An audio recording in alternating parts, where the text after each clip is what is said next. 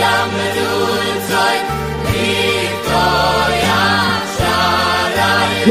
Shabbos!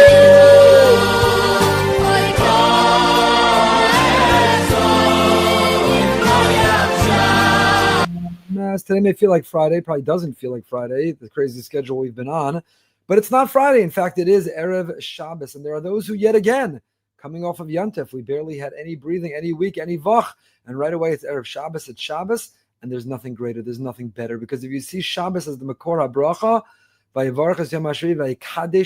Parsha, Hashem blessed the seventh day, who wouldn't want more blessing? Would you ever say, I have enough money, enough simcha, enough bracha, hold back? No, you'd say more and more and more. So more Yantiv, more Shabbos, more Yantiv, more Shabbos. It's so great to have another Shabbos. Shabbos is the Makor Bracha, the source of all bracha. And so we are here to turn our Friday into Erev Shabbos. So few days of the week this week. All we had was Thursday and Friday, but all we had was Thursday because by Friday today is already Erev Shabbos. I want to thank our Turn Friday to Erev Shabbos sponsors, my dear friends Mendy and Sipora Fishman, as Chosvachai Revka Bat Sipora Fredel, in memory of Rabbi Lord Jonathan Sachs, Rav Yaakov Simon David Aryeh.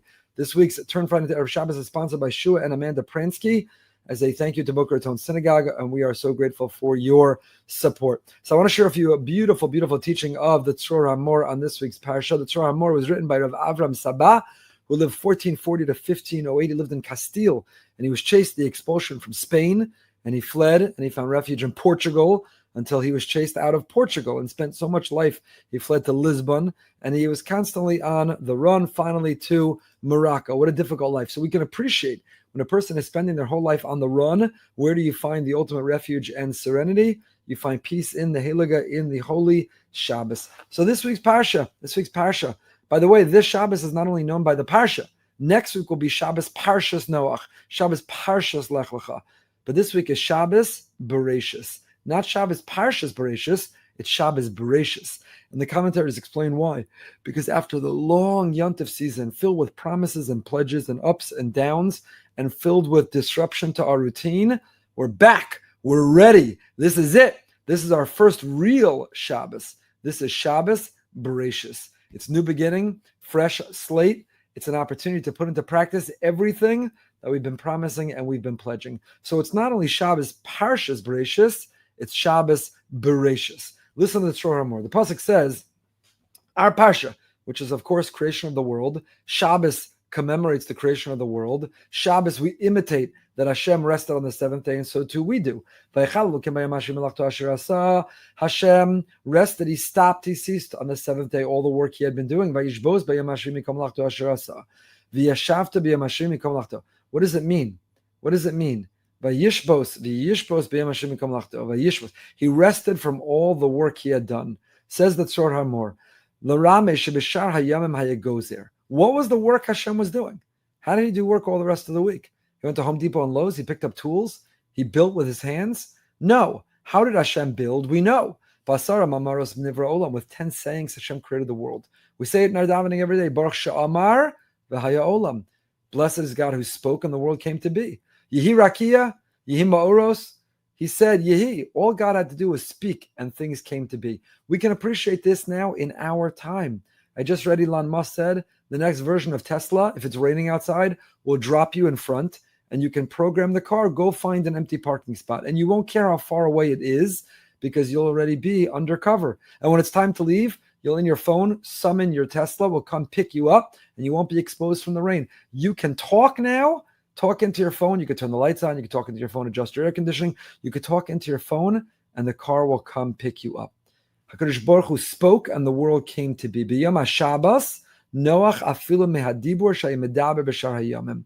Says the Tzror HaMor on Shabbos. What does it mean Hashem rested from the work he was doing? The work was with the power of speech. And what he rested was, he no longer spoke words of creation, words of building. Mikana Amar HaNavi, the Navi Yeshaya says, Mimtzo chefzecha v'daber davar.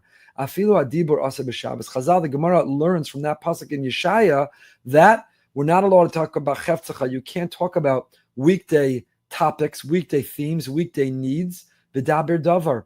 The speech on Shabbat, Diburo Shel Shabbos, should not be Diburo Shel Chol. The way a Jew speaks on Shabbos is different than the way we speak during the week. During the week, we speak business, we speak politics. During the week, we speak the stock market. During the week, we speak about things that can weigh us down. But the Dibur Shal Shabbos, on Shabbos we sing Zmiros, we tell stories, we share Divrei Torah. It's a Dibur of Shabbos. Ki afilu adibur asa b'Shabbos, v'zeu vayishbos b'yom hashvi. Afilu me'adibur. So one of the ways that we imitate Hashem, one of the ways that we stop working is not only not doing the 39 categories of creative labor, malacha, but we also change our speech.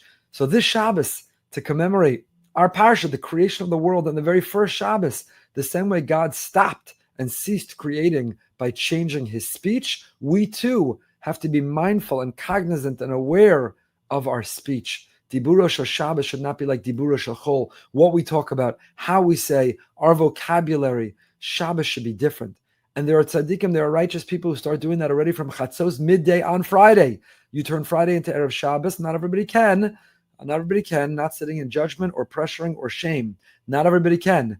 But if you can organize and construct your week, that already from a few hours before Shabbos, you're not talking business. You're not going on Amazon and shopping. You're not engaged in vachadik weekday activity, weekday speech, weekday creation, weekday work, weekday building. We can drag in, we can already bring in Shabbos early. So this is not just Shabbos Parshas Bereshis, it's Shabbos Bereshis. It's the Shabbos of new beginnings. And we can begin on the right foot if we begin with the right lips, if we begin with the right mouth. And then Vayivarach Elokim es Yom HaShvi Vayikadesh Oso. Hashem blesses the seventh day and he sanctifies it.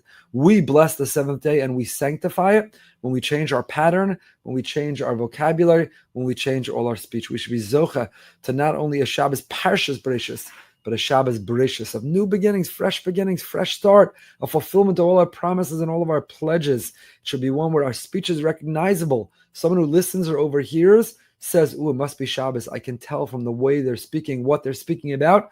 If a person were in our home or eavesdropping on our conversations, if a person was at our table, would they know just from what we're speaking and how we're speaking that in fact is Shabbos? We should change speech just like Hashem changed his speech. The way that we sanctify and bless the seventh day is through that change in the power of speech. We should be zocha to Shabbos, the Makor bracha. So excited. Already it's Shabbos. We need Shabbos. We love Shabbos. We rest on Shabbos. We can't wait. It should be a beautiful, healthy, happy, and holy Shabbos for all filled with Besoros Torah.